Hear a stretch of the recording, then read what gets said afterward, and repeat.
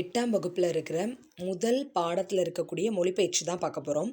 தமிழ் மொழியை வாழ்த்தி பாடிய வேறு கவிஞர்களின் பாடல்களை கேட்டு மகிழ்க. தமிழ் மொழியை வாழ்த்தி பாடின பாட்டை கேட்டுக்கிட்டே இருக்கலாம், அவ்வளோ பாடல்கள் இருக்குது. தமிழ் எழுத்துக்களின் தோற்றமும் வளர்ச்சியும் 2 நிமிடம் பேசுக. சொல்ல கேட்டு எழுதுக.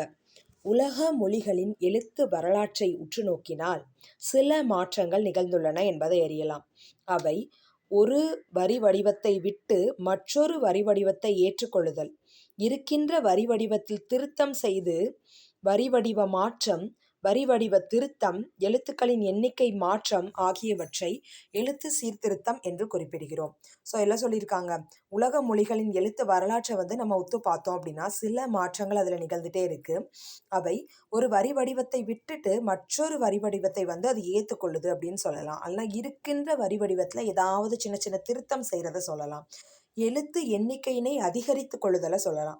வரி வடிவ மாற்றம், வரி வடிவ திருத்தம், எழுத்துக்களின் எண்ணிக்கை மாற்றம் ஆகியவற்றை நம்ம என்ன சொல்கிறோம்? எழுத்து சீர்திருத்தம் அப்படின்னு சொல்கிறோம். அகர வரிசைப்படுத்துக. அழகுணர்ச்சி, ஆரம்நி, இரண்டல்ல, ஈசன், உரைநடை, ஊழி, எழுத்து, ஏழ்கடல், ஐயம், ஒளிவடிவம், ஓலை சுவடிகள், ஔகாரம், இப்படி அப்படியே அரேஞ்ச் பண்ணிட வேண்டியதான். மரபு தொடர்கள். தமிழ் மொழிக்கென சில சொல் மரபுகள் உள்ளன. அவை பழங்காலம் முதலே பின்பற்றப்பட்டு வருகின்றன.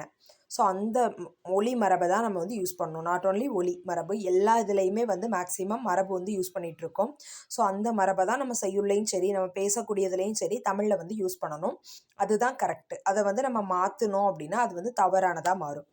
ஆந்தை அலரும், காகம் கரையும், சேவல் கூவும், குயில் கூவும், கோழி கொக்கரிக்கும், புறா குணுகும், மயில் அகவும், கிளி பேசும், கூகை குளரும்.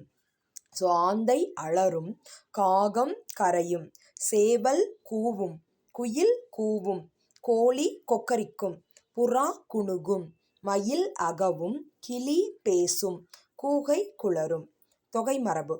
மக்கள் கூட்டம், ஆ நிறை, ஆட்டு மந்தை. ஸோ என்ன சொல்லியிருக்காங்க தொகை மரபுல? மக்கள் கூட்டம், ஆ நிறை, ஆட்டு மந்தை அப்படின்னு சொல்லியிருக்காங்க. வினை மரபு. சோறு உண். ஸோ மக்கள் கூட்டமாக இருந்தாங்க அப்படின்னா மக்கள் கூட்டம்னு சொல்லணும். பசு கூட்டத்தை என்ன சொல்லணும்? ஆ நிறை அப்படின்னு சொல்லணும். ஆட்டு மந்தைன்னு சொல்லணும். ஆட்டு கூட்டம்னு சொல்லக்கூடாது, ஆட்டு மந்தைன்னு சொல்லணும். வினை மரபு. சோறு, அன்னம் இல்லையா, அது அன்னமை உண்ணணும். அன்னம் ஆ வரிசையில் வருது, உயிரெழுத்து. ஸோ உண், ஊ ஆ வரிசையில் தான் வருது. அன்னம் உண், சோறு உண். முறுக்கு தின், ரொம்ப திண்ணமான முறுக்காக இருக்குது, அதை திங்க தான் செய்யணும். முறுக்கு தின்.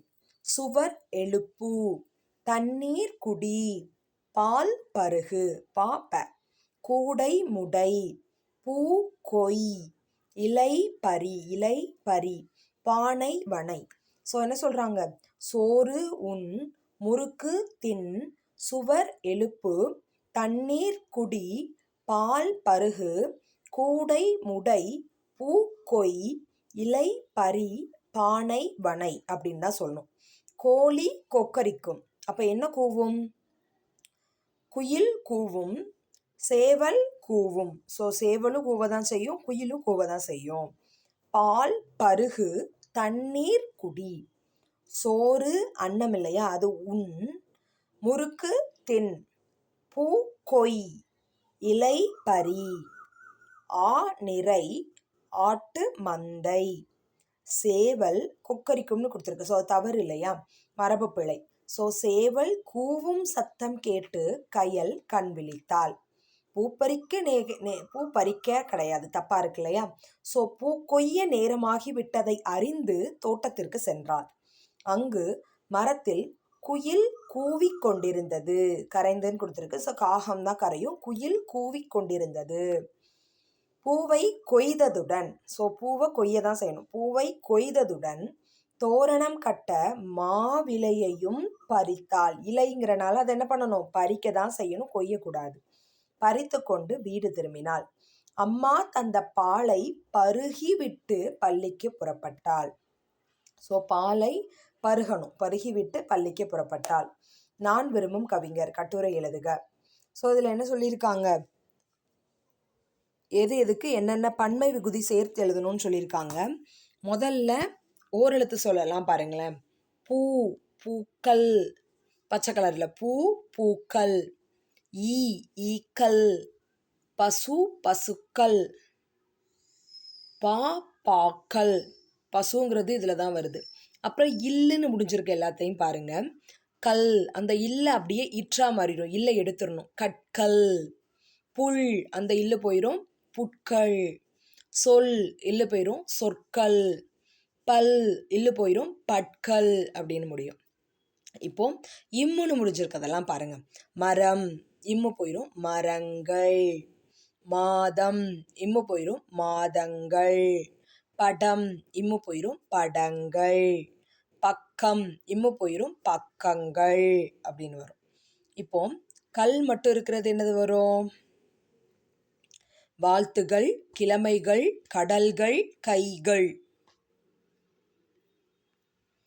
அணி, பல அணிகளை அணிந்த வீரர்கள் அணியணியாய் சென்றனர்.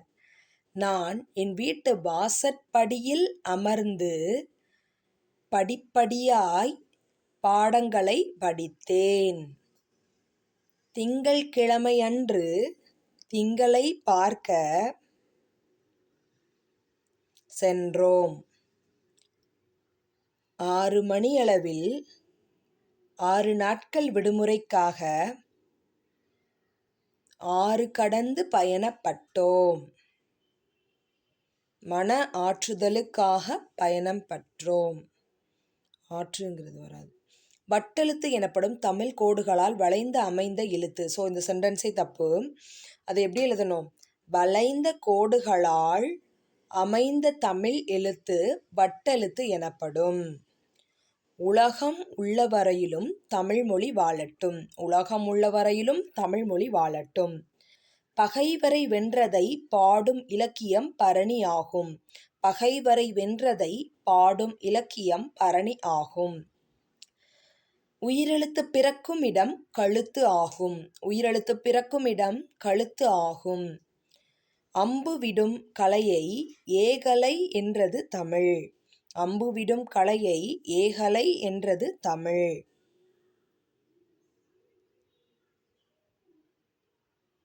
அதனால் இப்படி கூட சொல்லலாம். தமிழ் அம்புவிடும் கலையை ஏகலை என்றது. தமிழ் அம்புவிடும் கலையை ஏகலை என்றது. எழுத்துக்களை சரியான வடிவத்தில் எழுதுவேன். என் பொறுப்பு அது. சரியான வரி வடிவத்தில் எழுதுவேன். அறிவிப்பு பலகைகளில் உள்ள பிழைகளை உரியவரிடம் கூறி திருத்தச் செய்வேன். அறிவிப்பு பலகைகளில் உள்ள பிழைகளை உரியவரிடம் கூறி திருத்தச் செய்வேன். கலைச்சொல் அறிவோம். ஒலி பிறப்பியல், ஆர்டிகுலேட்டரி ஃபோனடிக்ஸ். ஒலி பிறப்பியல் அப்படிங்கிறது ஆர்டிகுலேட்டரி ஃபோனடிக்ஸ். கான்சொனன்ட் அப்படிங்கிறது என்னது? மெய்யொலி. கான்சொனன்ட் அப்படிங்கிறது என்னது? மெய்யொலி. நேசல் கான்சொனன்ட் சவுண்ட், மூக்கொலி. நேசல் கான்சொனன்ட் சவுண்ட் அப்படிங்கிறது என்னது? மூக்கொலி. எபிகிராஃப் அப்படிங்கிறது கல்வெட்டு. எபிகிராஃப் அப்படிங்கிறது கல்வெட்டு. வவ்வல் அப்படிங்கிறது உயிரொலி. ஸோ வவ்வல் அப்படிங்கிறது உயிரெழுத்து அப்படின்னும், கான்சொனன்ட் அப்படிங்கிறது மெய்யெழுத்து அப்படின்னும் இவ்வளோ நாள் நினச்சிட்டு இருந்தோம். ஸோ வவ்வல் அப்படிங்கிறது சவுண்டை குறிக்கக்கூடிய உயிரொலி. கான்சொனன்ட் அப்படிங்கிறது மெய்யை குறிக்கக்கூடிய மெய்யொலி. நேசல் கான்சொனன்ட் சவுண்ட் அப்படிங்கிறது மூக்கொலி. எபிகிராஃப் அப்படிங்கிறது கல்வெட்டு. பிக்டோகிராஃப் அப்படிங்கிறது சித்திர எழுத்து. ஸோ பிக்டோகிராஃப் அப்படிங்கிறது சித்திர எழுத்து. எபிகிராஃப் அப்படிங்கிறது கல்வெட்டு. ஃபோன்மீ அப்படிங்கிறது ஒலியன். ஃபோன்மீ ஒலியன். லெக்சிகோகிராஃபி அகராதி இயல். லெக்சிகோகிராஃபி அகராதி இயல். ஆர்டிகுலேட்டரி ஃபோனடிக்ஸ் அப்படின்னா என்னது? ஒலி பிறப்பியல். ஸோ இதோட இந்த லெசன் முடியுது. ஸோ இதில் கலை சொற்கள் எல்லாமே இம்பார்ட்டண்ட்டாக இருக்குது. கான்சொனன்ட் மெய்யொலி இப்போ நமக்கு தெரிஞ்சிருச்சு. வவ்வல் உயிரொலி நமக்கு தெரிஞ்சிருச்சு. நேசல் கான்சொனன்ட் சவுண்டுனா மூக்கொலிங்கிறது நமக்கு தெரிஞ்சிருச்சு. ஆர்டிகுலேட்டரி ஃபோனடிக்ஸ் அப்படின்னா என்னது? ஒலி பிறப்பியல் அப்படிங்கிறது தெரியுது. எபிகிராஃப் கல்வெட்டு. ஃபோன்மீ ஒலியன். லெக்சிகோகிராஃபி அகராதி இயல். பிக்டோகிராஃப் சித்திர எழுத்து.